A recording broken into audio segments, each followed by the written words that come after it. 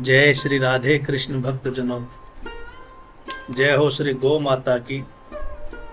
कैसे हैं आप सभी? आशा है कि सब कुशल मंगल होंगे और प्रथम पूजनीय श्री गणेश जी महाराज सभी को कुशल मंगल रखे।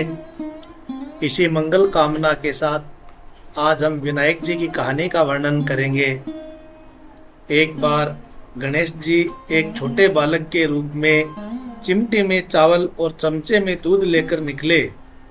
वे हर किसी से कह रहे थे कि कोई मेरी खीर बना दो, कोई मेरी खीर बना दो। एक बुढ़िया बैठी थी, उसने कहा, ला मैं बना देती हूँ तेरी खीर। वह छोटा सा बर्तन चढ़ाने लगी। तब गणेश जी ने कहा कि दादी माँ, छोटी सी भगोनी मत चढ़ाओ, तुम्हारे घर में जो सबसे बड़ा बर्तन हो वहीं चढ़ा दो।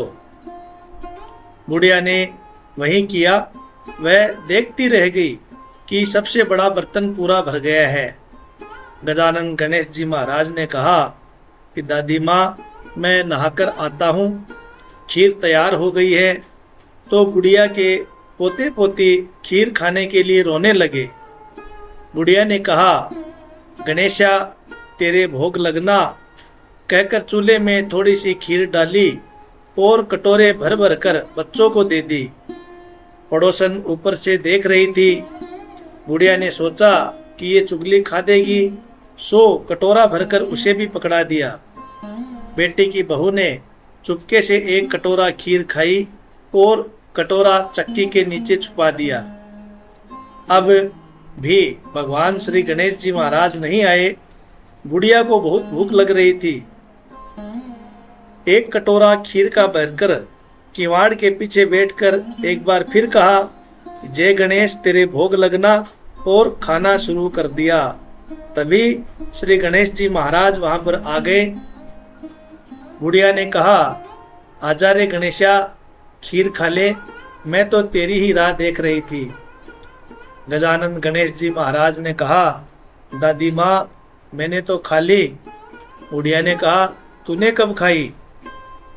तो गणेश जी ने कहा, जब तेरे पोते पोती ने खाई तब मैंने खाई, जब तेरे पड़ोसन ने खाई तब भी मैंने ही खाई, और जब तेरी बहू ने खाई तब भी मैंने ही खाई, और अब जब तूने खाई तब भी मैंने खा ली।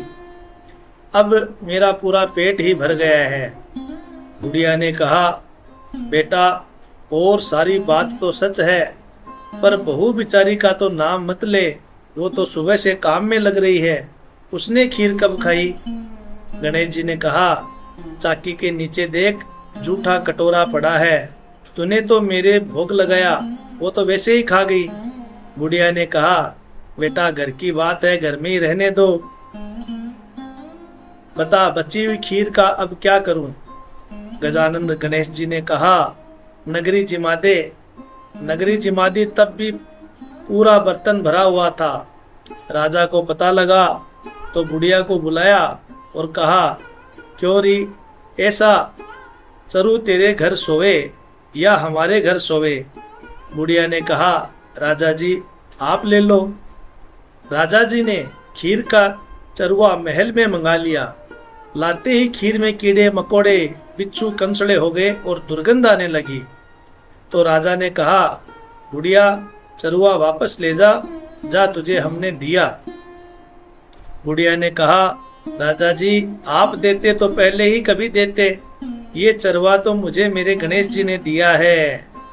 बुढ़िया ने चरवा वापस लिया। लेते ही खीर सुगंधित हो गई।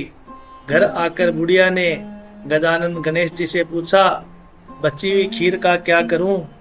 तो गणेश जी ने कहा, झोपड़ी के कोने में गड्ढा खोदकर गाड़ दे, उसी जगह सुबह उठकर वापस खोदेगी तो धन के 2 चरवे मिलेंगे। ऐसा कहकर गणेश जी अंतर ध्यान हो गए। जाते समय झोपड़ी के लात मारते गए तो झोपड़ी के स्थान पर महल हो गया। सुबह बहू ने फावड़ा लेकर पूरे घर को फावा लेकर खोद दिया तो भी कुछ नहीं मिला। बहू ने कहा, सासू जी थारो गणेश जी तो झूठो है।